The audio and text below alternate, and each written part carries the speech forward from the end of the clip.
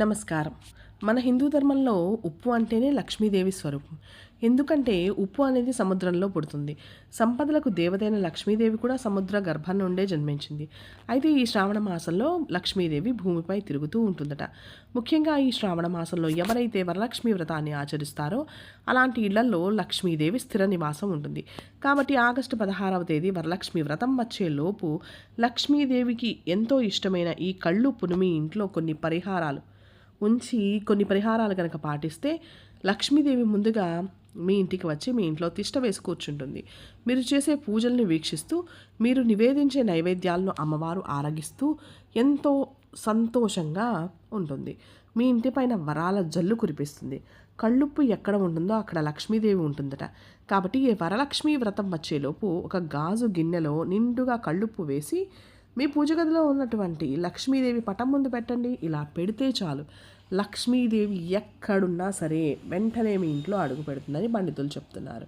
వరలక్ష్మి వ్రతం పూర్తయిన తర్వాత ఈ ఉప్పును తీసేసి ఏదైనా చెట్టు దగ్గర పడేయండి, ఎవరు తొక్కని చోట. లక్ష్మీదేవి అనుగ్రహం మీ ఇల్లంతా డబ్బుతో నిండిపోవాలి అంటే ఈ శ్రావణ మాసంలో ఏదైనా ఒక రోజున తలస్నానం చేసి ఒక గిన్నెలో నిండుగా ఉప్పు పోసి ఆ ఉప్పు మీద పసుపు కుంకుమ వేసి బీరువా కింద ఉంచండి. ఇలా చేస్తే మీ ఇంటికి అకస్మాత్తుగా డబ్బు వస్తుంది. మీ బీరువాలో లక్ష్మీదేవి కొలువై ఉంటుంది. లక్ష్మీదేవి ఉన్న చోట డబ్బు కష్టాలే ఉండవు. అతి త్వరలోనే మీ ఇల్లంతా డబ్బుతో నిండిపోతుంది.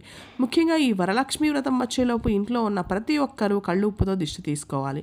కొంచెం కళ్ళుప్పును తీసుకొని మీ తలపై నుండి 5 సార్లు తిప్పుకొని దిష్టి తీసుకోవాలి. ఇలా దిష్టి తీసుకుంటే మీ ఇంట్లో జాతకంలో ఉన్నటువంటి దోషాలన్నీ తొలగిపోతాయి.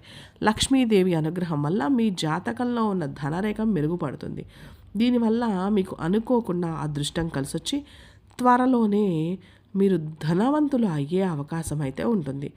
ముఖ్యంగా 2వ శ్రావణ శుక్రవారం రోజున అనగా వరలక్ష్మి వ్రతం రోజున ఇంట్లో పూజ చేసుకునే వాళ్ళు మీ ఇంటి ముందు ఉప్పు నీటిని చల్లి ముగ్గు పెట్టండి. ఇలా చేస్తే మీ ఇంటికి ఊహించని ఐశ్వర్య ప్రాప్తి కలుగుతుంది. అలాగే మీ ఇంట్లోకి ఖచ్చితంగా లక్ష్మీదేవి అడుగు మోపుతుంది. కాబట్టి మీరు చేసే పూజలకు అమ్మవారి అనుగ్రహం సంపూర్ణంగా లభిస్తుంది.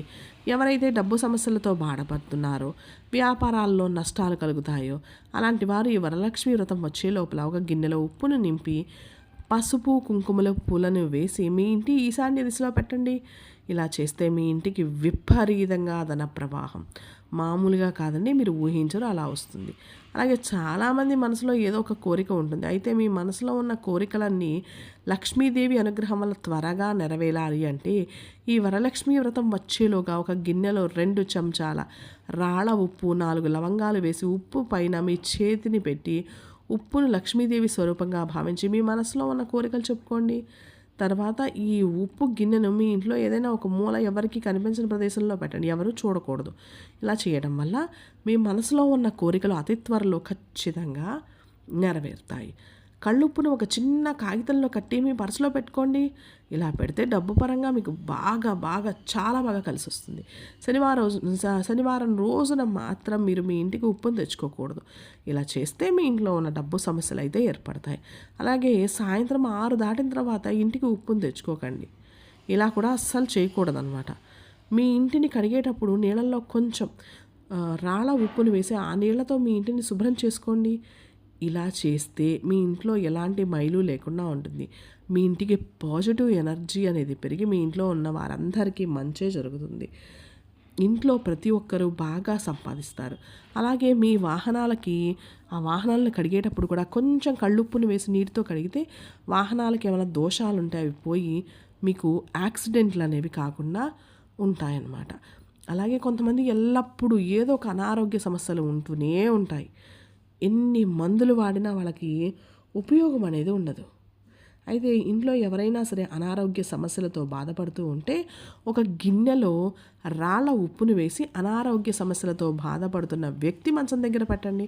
ఇలా పెడితే ఆ వ్యక్తికి ఉన్న అనారోగ్యం మొత్తం 4 రోజుల్లోనే తగ్గిపోతుంది.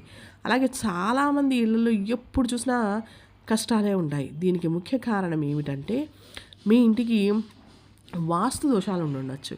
ఇంటికి వాస్తు దోషాలు ఉంటే మీ ఇంట్లో ఎప్పుడూ కష్టాలే ఉంటాయి.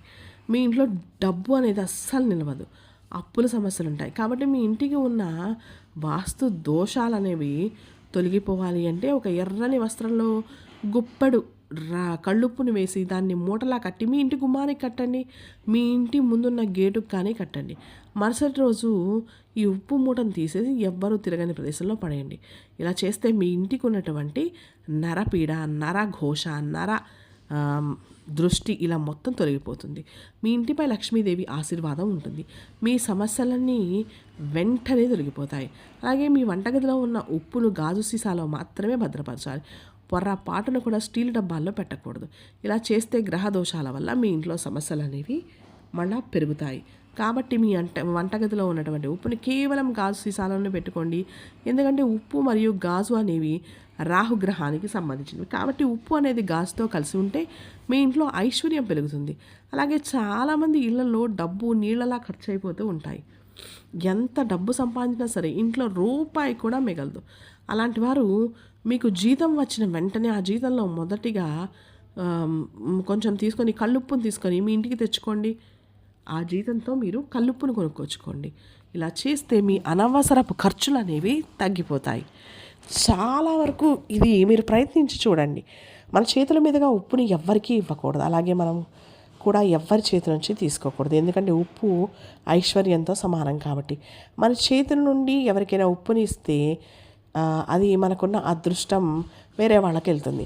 మీ ఇంట్లో ఉన్న ఐశ్వర్యం మొత్తం వారి ఇంటికి వెళ్ళిపోతుంది. కాబట్టి మీ చేతి నుండి ఎవ్వరికి ఉప్పు ఇవ్వకండి.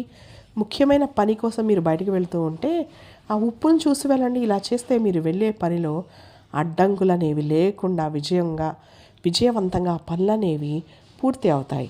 నీటిలో కొంచెం రాళ్ళ ఉప్పును వేసి మీ ఇల్లంతా చల్లండి. ఇలా చేస్తే ఇంట్లో ఉన్న నెగటివ్ ఎనర్జీ మొత్తం తొలగిపోతుంది. పాజిటివ్ ఎనర్జీ చక్కగా ప్రవహిస్తుంది. పాజిటివ్ ఎనర్జీ ఉన్న చోట సుఖ సంతోషాలు ఉంటాయి. కాబట్టి వీటిని ప్రయత్నించడానికి ఇది ఏం పెద్ద ఖర్చు కాదు. ఇవి చేయడానికి మీరు ప్రయత్నించండి. ఇలాంటి మరిన్ని వీడియోస్ కోసం మా ఛానల్ని లైక్ చేయండి, షేర్ చేయండి, సబ్స్క్రైబ్ చేయండి. మీ విలువైన కమెంట్స్ రూపంలో తప్పకుండా తెలియచేయండి. నమస్కారం.